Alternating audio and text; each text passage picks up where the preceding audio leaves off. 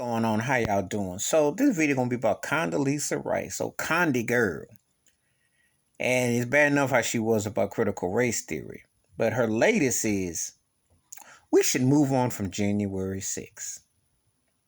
Huh? Really now? Should we? Really now? You don't say. Really? Why do you want to move on? Why do you want to move on? Could it be because the zaddies told her we need go in there and tell them don't really make this into a big deal?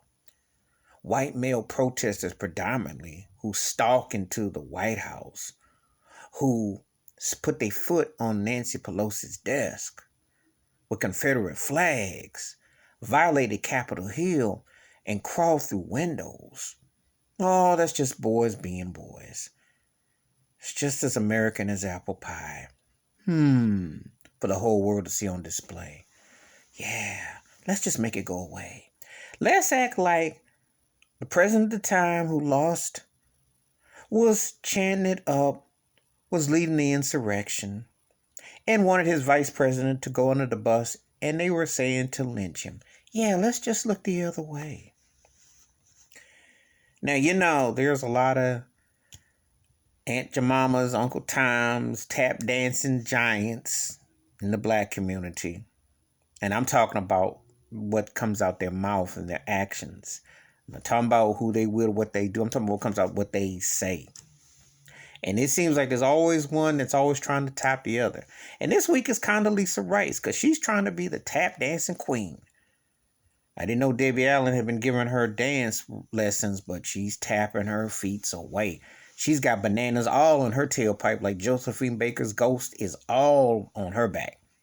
What the earth, wind, and fire is this woman saying about let's act like January 6th, let's go? How can you move on within the context of 8 months when it's fresh in the memory of white protesters predominantly and terrorist attacks where they had to barricade the White House, where they had to put fences up?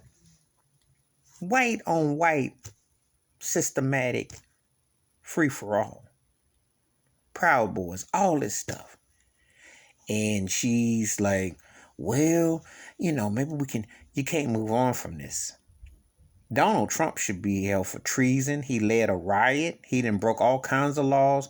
The problem is this country so racist and so backwards that they will sit there to edify and justify his evil doings when they know he should be held in contempt and culpable for everything that happened with that. Between the pandemic and that insurrection, blood galore. But who's going to tell the truth?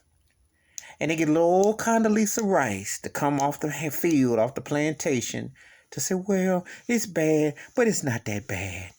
Don't do nothing to Zaddy. Don't do nothing to the Zaddy. There's a lot of Django that goes on, a lot of Soul Train dancing line. The coon line is big and wide.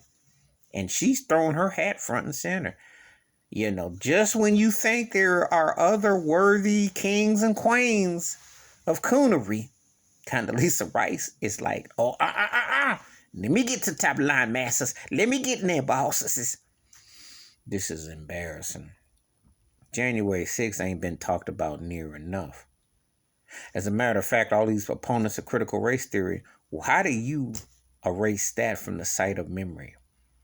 Boo-hooing over election and lying to people and trying to take black people's votes away, trying to systematically institutionalize and downplay what was there with Confederate flags and all that.